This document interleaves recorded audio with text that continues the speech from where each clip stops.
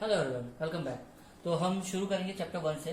So we have already discuss that we will see limited question, those question you asked me to teach, so I am teaching those problem in this particular video. So will start with question number 13 of exercise. This is from chapter 1, ठीक है। So chapter 1 उसका exercise का question number 13, question number 18 and question number 22 I teach this part in this particular video, ठीक है। So we'll start with the question number 13 first. So all of you have seen different numerical. I'm sure कि आपने काफी numerical practice किए होंगे. So I'll read the question in so and please have a look in the book also.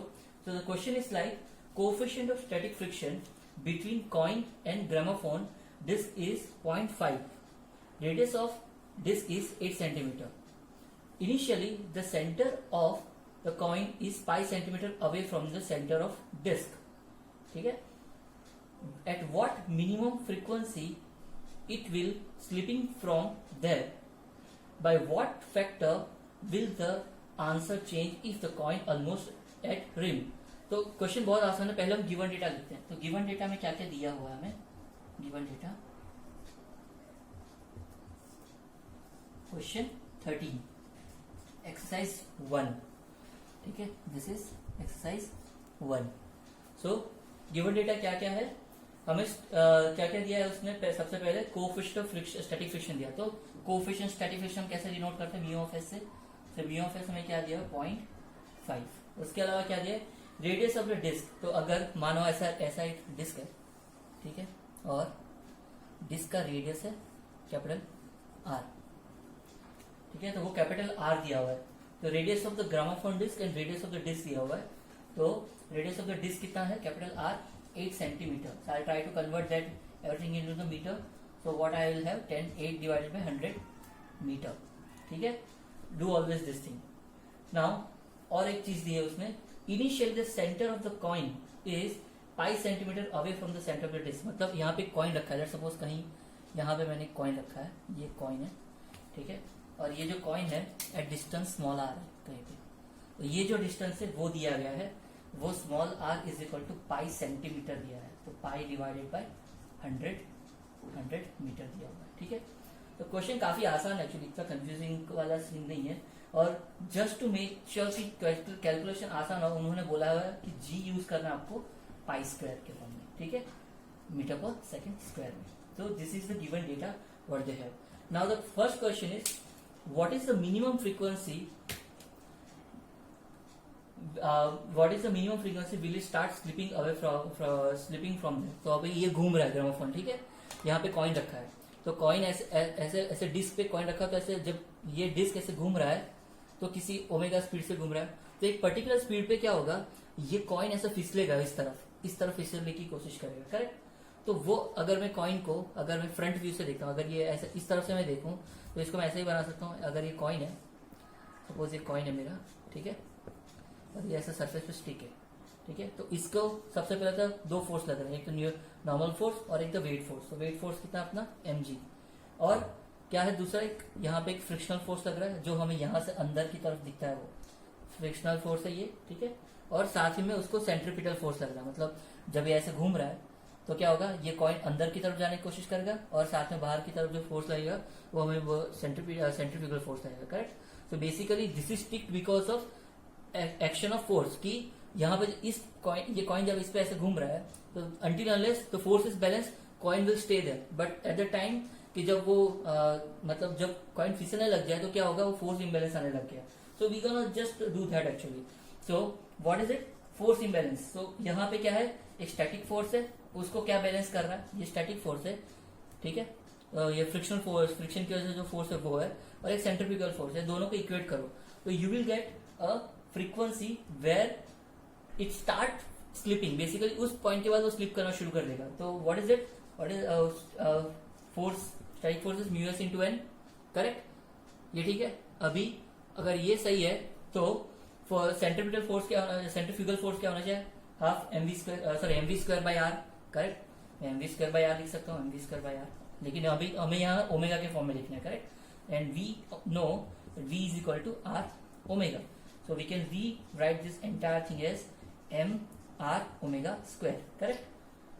Now here we already know what is n. N is in terms of mg. I'll remove this part. So if you continue the numerical from here, what is n? N from here. When we saw the diagram before, what n was mg. So mu s mg is equal to m r omega square. This will get cut off. Correct? Now in this, what is the thing we have? We know this one, we know this one. We need to find the frequency, and frequency we calculate with the help of this. We know t is equal to 2 pi by t and 2 pi by n, where n is the frequency in RPS. ठीक है, तो हमें वो निकालना है. So we'll just substitute this omega there. Okay, so I'll just say that mu s g is equal to r 2 pi n whole square. Rewrite this equation. Mu s g r 4 pi square n square ऐसे लिख सकता हूं मैं. ठीक है, तो अभी ये जो फ्रीक्वेंसी तुम्हें मिलेगी, उस पॉइंट पे क्या होगा, ये फोर्स मैक्सिमम वहां तक ही बैलेंस हो सकता है, उसके बाद वो स्लिप करना शुरू हो जाएगा. तो हमें वो फ्रीक्वेंसी निकालनी है उसकी. तो n क्या है यहाँ पे? Square root of mu S by G 4 r pi square. ठीक है, तो आपको बेसिकली ये काम करना है. ठीक है, अभी जी हमें पाई स्क्वायर ऑलरेडी दिया हुआ है. So n is equal to mu S is what? Mu S is 0.5. 0.5. What is g? G is already given, pi square. Correct? Divided by 4 r. r कितना है हमारा? r pi centimetre. तो pi divided by 100. Keep it as it is. Don't try to play around with it. ये pi cancel हो जाएगा, तो हमारा ये कैलकुलेशन यहाँ से आसान हो गया. ठीक है, so basically now you just have to simplify, calculate this part, and this answer will come almost around 2 revolution per second. If I just see the solution, it is 2 revolution per second. ठीक है, तो ये हमारा पहला question का पहला part था. अब उसने आगे एक और क्वेश्चन पूछा है कि व्हाट इफ, मतलब वो स्लिप कर गया. ठीक है, अभी वो बोला कि व्हाट इफ वो कॉइन रिंग तक पहुंच गया. रिंग तक पहुंच गया मतलब क्या है इसका, कि जब कॉइन तुम्हारा डिस्क घूम रहा था, जैसे कि अगर ये डिस्क है, डिस्क ऐसे घूम रहा था जब ओमेगा से, तब कॉइन यहां से फिसलते फिसलते ये रिंग तक पहुंच गया यहां तक.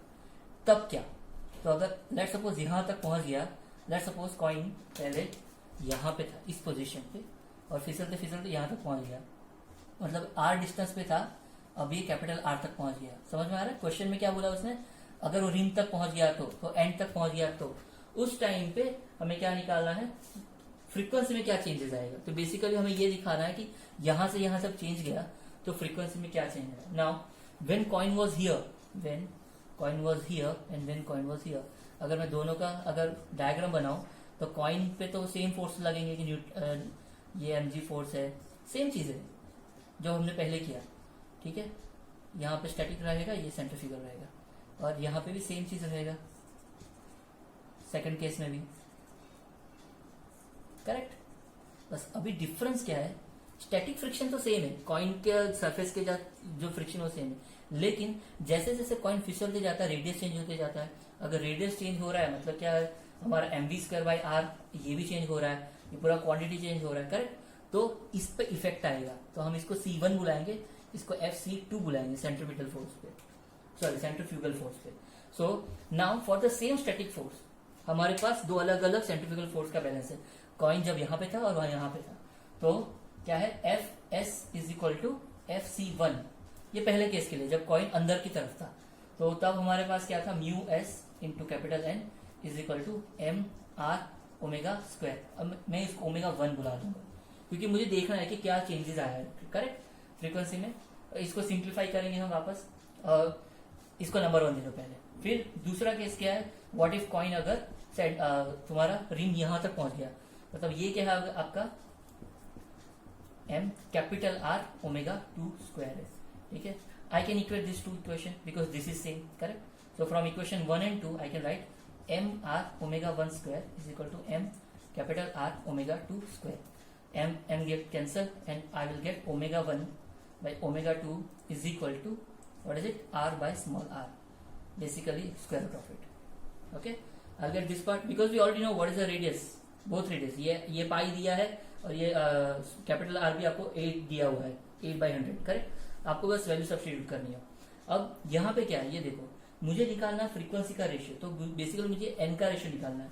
ये ओमेगा 1 बाई ओमेगा 2 है, तो ओमेगा क्या है 2 pi n1, so 2 pi n1 divided by 2 pi n2 is equal to what is it now square root of r by small r। तो बेसिकली जब आप n1 बाई n2 निकालते हो, you are just calculating the square root of ratios for outer radius to the inner radius, ठीक है, n1 by n2 remember. So here but they are asking what is the factor by which the frequency changes, मतलब आपका final frequency क्या आएगा। तो आपको answer कैसे निकालना है, आपको आंसर निकालना है n2 के फॉर्म में, याद रखना, मतलब n2 इज इक्वल टू कितना n1 होगा ये निकालना है। सो बेसिकली आपको निकालना है n2 divided by square root of r by capital R। तो चेंज निकालना है with respect to original frequency, हमेशा याद रखो विथ रेफरेंस हमेशा नीचे रहता है, ठीक है। Now you already have all the information, n2 by n1 is equal to what is it, small r is given, what is small r, radius of the coin कहां पे रखा था, पाई सेंटीमीटर पे, करेक्ट, और r कितना है 8 centimetre पे रखा था, square root of pi by 8। इसको जब कैलकुलेट करोगे तो आपका आंसर आएगा 0.63। बुक का शायद इसका आंसर गलत है, I am not so sure, तो शायद गलत है इसका आंसर, ठीक है। So please have a look. चलो let's go to the next question. Now question number 8। Now question number 8 is also very good. I am sure कि अभी ऐसे वाले क्वेश्चन आप कर पाओगे जो अभी हमने किए, ठीक है। So question number 18, next question is question number 18, and question number 18 is there's a motorcyclist, okay, as a particle is undergoing a vertical circular circle inside the sphere of death. Now किसी ने मुझे पूछा था कि sir sphere of death आपने पढ़ाया नहीं, ऐसा नहीं है, आप वीडियो ढंग से देखो, आपको वो पार्ट पढ़ना पड़ेगा, इसमें सिर्फ फोर्स बैलेंस किया गया है, and that is your work, that is your homework, you have to do that. So please read that part, okay, and try to understand कि ये इक्वेशंस आते कहां से हैं, ठीक है। So there we calculated what is the minimum velocity and what is the minimum velocity between two speed, मतलब दो स्पीड के बीच में मिनिमम वेलोसिटी कितनी है, ठीक है, तो वो हमें कैलकुलेट करना पड़ेगा। So we will do question number 18 now, and question number 18 क्या था, a motorcyclist as a particle is undergoing a vertical circle inside a sphere of death। मतलब ऐसा एक स्फीयर है, ये स्फीयर है, ठीक है, ये आपको ज्यादातर सर्कस में देखने मिलता है, ऐसा स्फीयर बना होता है, उसके अंदर लोग बाइक चलाते हैं। तो अभी एक बाइकर है, तो ऐसे पूरा सर्कल मार रहा है, वर्टिकल सर्कल मार रहा है, ठीक है, ऐसे पूरा सर्कल मार रहा है। सो ऑब्वियसली अगर आप खुद सोचो तो ऐसे एक बाइक यहाँ से जा रही है, ठीक है, तो बाइक जाते जाते ऐसे टर्न मारते, तो यहाँ पे उसको स्पीड ज्यादा रहेगी, स्पीड ज्यादा होते होते यहाँ पे कम हो जाएगी, तो यहाँ पे एक स्पीड रहेगी और यहाँ पे एक स्पीड रहेगी। लेकिन कैसा है कि जब यहाँ पे पहुंचता है तो you have to make sure कि उसके पास उतनी मिनिमम वेलोसिटी हो ताकि वो आगे तक जा पाए। अगर उससे कम हुई तो वेलोसिटी वो सीधा बाइक गिर जाएगा। So basically he has to balance the force. तो वही बैलेंसिंग एक्टिविटी जो है वो आपको बुक में पढ़ना पड़ेगा। We have already discuss the wall of death of well of death देखा है, वेल ऑफ डेथ। तो ये स्फीयर है, बस इतना ही डिफरेंस है। वहां पे वेल देखा था हमने ऐसे, ठीक है, ये स्फीयर है, बस डिफरेंस इतना ही है।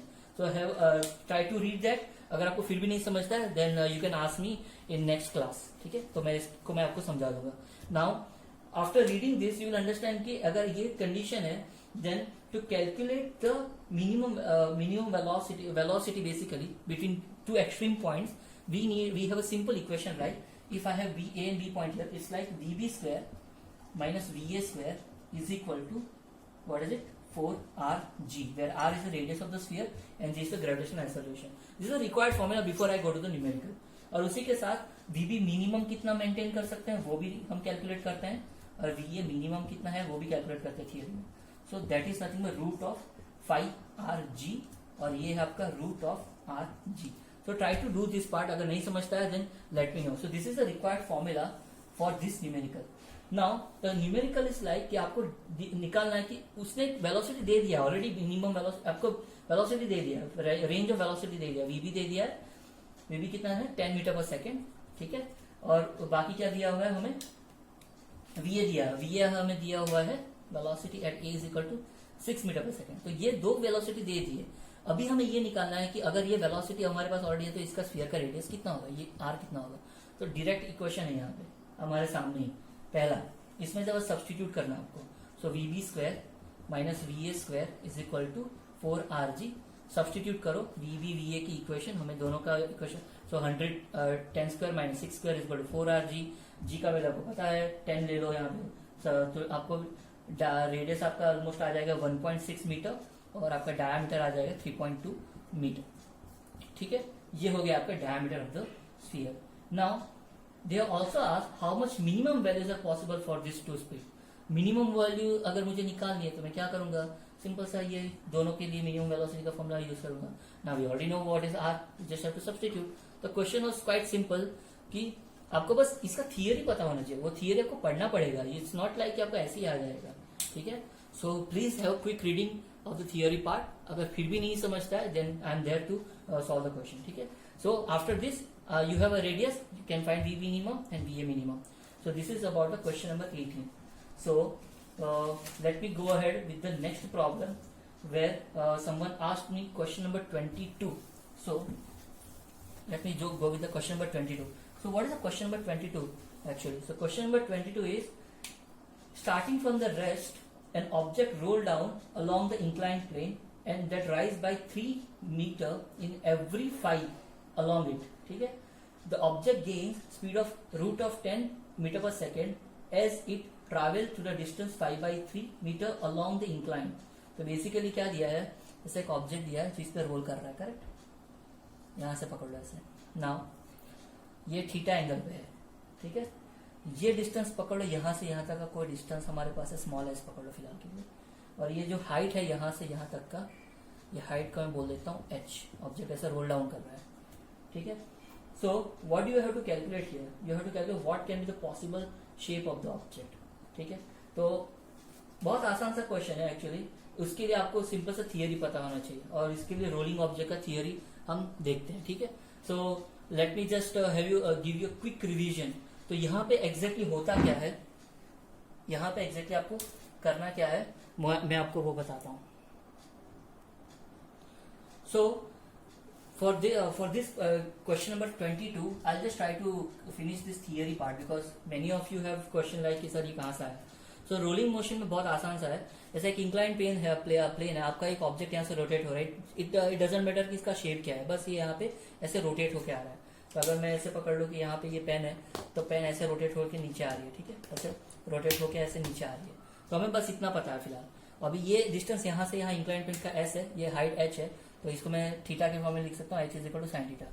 सो sine theta into S, sorry, because sine theta is equal to what, opposite by hypotenuse, so h by s, h is equal to s into sine theta, so h is equal to sine theta. Now all I need to understand is, ये object अगर यहाँ से यहाँ roll down हो रहा है तो energy में क्या डिफरेंस आ रहा है, एनर्जी में इतना डिफरेंस आ रहा है कि टोटल एनर्जी हमें क्या है वो देखनी है पहले। तो अगर मैं टोटल एनर्जी देखता हूँ तो पहले तो हम क्या देखेंगे कि ये नीचे आ रहा है, तो एक पोटेंशियल है वो गेन कर रहा है, करेक्ट, या पोटेंशियल की वजह से वो नीचे आ रहा है, तो ये रोल डाउन कर रहा है, वो किसी कोई स्पीड से आ रहा है, वो पोटेंशियल एनर्जी कन्वर्ट हो रही है काइनेटिक एनर्जी में, और वो एनर्जी हम लिखते हैं हाफ mv² प्लस अभी क्या है, ये ऐसे रोल होकर ऐसे नीचे भी आ रहा है, साथ में खुद भी रोल हो रहा है। मतलब अगर लेट सपोज मेरे पास ये ऑब्जेक्ट है अभी, ठीक है, तो ऐसे नीचे तो आ रहा है लेकिन साथ में ये भी रोल हो रहा है। तो यहाँ पे दो मोशन है, एक तो ये रोटेशनल मोशन भी है और लीनियर मोशन भी है, तो there is energy contribution because of this rotation also, ठीक है, तो वो हमें इंक्लूड करना है। How will you include that part, it is simply half I omega square, this is energy because of the rotation. Now all I need is, I need to find possible rotational kinetic energy to total kinetic energy ratio. Most of the cases they ask this thing, so we basically generally go with the radius of gyration part. So here I is the moment of inertia, and I can write I in terms of moment of radius of gyration is mk square. So all I need to do is I have to just substitute here. So capital E is equal to now half mv square plus half mk square omega square, correct? Now we already know what is v. V is equal to what is it? Now here you can do one thing. Either you can just convert everything in terms of v, or you can convert everything in terms of the omega. So generally we prefer v because we know that यहाँ पे एक linear velocity से आ रहा है. So we know v is equal to r omega. So I'll just write r omega like this. So omega is equal to v by r. So what I'm gonna do now? I'm gonna substitute this here, and I'll take required thing outside. So 1/2 capital M will be outside, okay, v square plus, now 1 by 2 m are gone, now k square is there, now omega square is equal to v square by r, so it's v square by r, so r square, sorry, okay. So now we can also take the v square out from here, so E is equal to, what is it, 1 by 2 mv square 1 plus k square by r square. So this is a simple relation. Now what is this energy? This energy is only the potential energy which got convert from here to here. मतलब ये object यहाँ से था, यहाँ आया, तो एक उसका हाइट h था, वो हाइट उसने रिड्यूस किया, कैसे किया वही हमने यहाँ पे मेंशन किया, एक लीनियर वेलोसिटी मिला, उसको एक एंगुलर वेलोसिटी मिला, और फिर वो रोल डाउन होते होते नीचे आ गया, ठीक है। जब ये नीचे आ गया तो उसका एनर्जी, पोटेंशियल एनर्जी, वो पोटेंशियल एनर्जी कन्वर्ट हुआ एक तो रोटेशनल काइनेटिक एनर्जी में और एक लीनियर, एक तो काइनेटिक एनर्जी में, ठीक है। So this energy is nothing but mgh, okay. So now we gonna just simplify this part. So we have equation for mgh is equal to half mv square into 1 plus k square by r square. Remember where k is radius of gyration, ठीक है। So if I just equate it and try to find the velocity, I can find the velocity now. Now you can refer your book and try to simplify other required formula, because this is now easy, I guess. So I calculate the minimum velocity required. I calculate the velocity at what it just came down, ठीक है। अभी मुझे क्या देखना है, अभी मैं अलग अलग केसेस इसमें देख सकता हूँ, जैसे कि अगर लेट सपोज मैं ये बोलूँ अभी यहाँ पे h है, तो h अगर मुझे डिस्टेंस के फॉर्म में लिखना है, जैसे कि यहाँ पे ये h था, लेकिन मुझे ये देखना है कि ये डिस्टेंस के साथ इसका क्या रिलेशन है, तो मैं बस यहाँ पे सब्सटीट्यूट कर सकता हूँ, because v is equal to 2gh, h is nothing but the sine s into sine theta, so s sine theta divide by 1 plus k square by r square, ठीक है, okay. Now during the distance the linear velocity, so continuing our discussion, हमारे पास velocity आ गया root of 2gh 1 plus k square by r square, ठीक है। अभी क्या हो रहा है, एक ऑब्जेक्ट यहाँ से रोल होकर नीचे आ रहा है, तो इसके पास एक लीनियर वेलोसिटी है, तो मानो कि ऑब्जेक्ट यहाँ से ऐसे रोल होते होते होते होते नीचे आ गया, तो इसका एक लीनियर वेलोसिटी है, करेक्ट। तो that linear velocity will maximum here, some velocity here. What is the initial velocity? But initial velocity when it started from here, it is obviously 0. So if I just try to recall our original formula, if I want to calculate the acceleration, at what acceleration it came down, तो हम बोल सकते हैं कि v square minus u square is equal to 2as. ठीक है, ये s distance हमने कवर किया है. u is 0, initial velocity, final velocity हमारे पास है √2gh upon 1 plus k square by r square is equal to 2as. Now h is what? H is nothing but if this is s, then h is equal to s into sine theta, correct? So I can write it here. So h is equal to s into sine theta. ये वाला s और ये वाला s cut हो जाएगा, ये 2 cut हो जाएगा. So I can rewrite this entire formula in terms of acceleration. Acceleration is g sine theta divided by 1 plus k square by r square. So this is how you can calculate the acceleration. Okay. So there is some following, like अगर और आगे बढ़ते हो तो आपको पता चलेगा. तो बेसिकली अगर मैं सिर्फ प्योर स्लाइड की बात करता हूँ कि एग्जांपल के तौर पे मैंने जैसे अभी बोला ये रोल होकर ऐसे नीचे आ रहा है, लेकिन मैं ये बोलूँ कि ये सिर्फ ऐसे स्लाइड करके नीचे आ रहा है, तो कोई रोटेशन है ही नहीं, समझ रहे हो? तो ये वाला पार्ट ही नहीं आएगा. तब जब आप बोलते हो कि सिर्फ स्लाइड कर रहा है, तब ये वाला पार्ट दोनों में, ना वेलोसिटी में आएगा ना एक्सेलरेशन में आएगा. ये तभी आएगा जब ये रोल कर रहा है अपने सेंटर के अबाउट. ठीक है, सो please have a quick reading of this theory part. This is very easy. So I'll go to the numerical now. So numerical was I'll just read the question. It's question number 22. One of you asked this question. This is from first chapter. Okay. Starting from the rest, an object rolled down along the inclined plane that rises by 3 meter in every 5 along it. मतलब क्या होगा? ये 3 metre rise हो रहा है for every 5 meter along it. तो ये 5 है, तो थीटा दे दिया हमें पहले ही, sine theta is equal to 3/5. ठीक है, तो ऑब्जेक्ट यहां से रोल डाउन होकर आ रहा है. Now the object gain the speed of √10 meter per second. मतलब यहाँ u था, यहाँ v था, तो यहाँ तक उसने √10 मीटर पर सेकेंड स्पीड उसने अचीव कर लिया. इनिशियली ये 0 पे था, तो v अपना कितना है, √10 meter per second.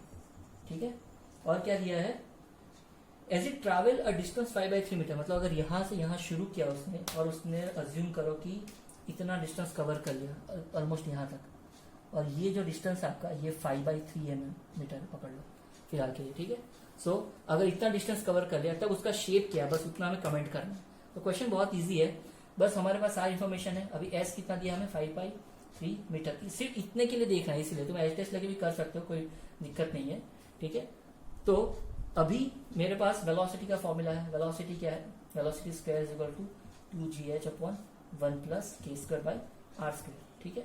Now velocity square is given 10 to g को 10 ले लो, और h कितना है हमारा। Now this is a trick, यहाँ पे h क्या है, यहाँ पे h बहुत लोग बोलते हैं कि ये 3 है, ये 3 नहीं है, इसने बस रेशियो दिया है कि अगर एक ऑब्जेक्ट इतना 3 मीटर तक गया तो ये 5 है ऐसा, लेकिन हमें कितना देखना है 5/3 के लिए देखना है। सो ये जो पहले इन्फॉर्मेशन उसने दिया था 5/3 वाला थीटा का इन्फॉर्मेशन, वो सिर्फ थीटा के लिए था कि अगर ये 3 राइज करता है तो ये 5 है ऐसा। तो कंफ्यूज मत हो, और यहाँ पे h3 मत डाल दो सीधा। h कैसे कैलकुलेट करोगे, h आप कैलकुलेट करने के लिए हम अगर ये h है यहाँ पे तो h is equal to s into sine theta. हम यहाँ से यहाँ डिस्टेंस कितना कवर कर रहे हैं बेसिकली, तो s इज इक्वल टू 5/3, और कितना कवर करना है साइन थीटा कितना, तो साइन थीटा क्या है 3/5, तो h यहाँ पे आपका आएगा 1। दिस इज अ ट्रिक, ठीक है। तो ये 1 है, सो 1 plus k square by r square. Now if you just try to solve it, you will get understand के k square by r square is equal to 1 आएगा। This means कि radius of gyration और radius आपका जो radius है वो object का वो सेम है। वो कब पॉसिबल है, तो अगर एक ऑब्जेक्ट ऐसा है, ठीक है, और रेडियस ऑफ गायरेशन का डेफिनेशन के हिसाब से अगर ये k है, अब यही सेम रेडियस भी है, ये तभी पॉसिबल है या तो ये रिंग हो, ये थिन वाली रिंग हो, या तो फिर एक ऐसा सिलेंडर हो लेकिन हॉलो सिलेंडर हो। So this is only 2 cases which is possible. So I still want कि आप लोग इसके न्यूमेरिकल प्रैक्टिस करो, we'll have this kind of numerical in the exam also. Okay, so all the best for practicing more numerical.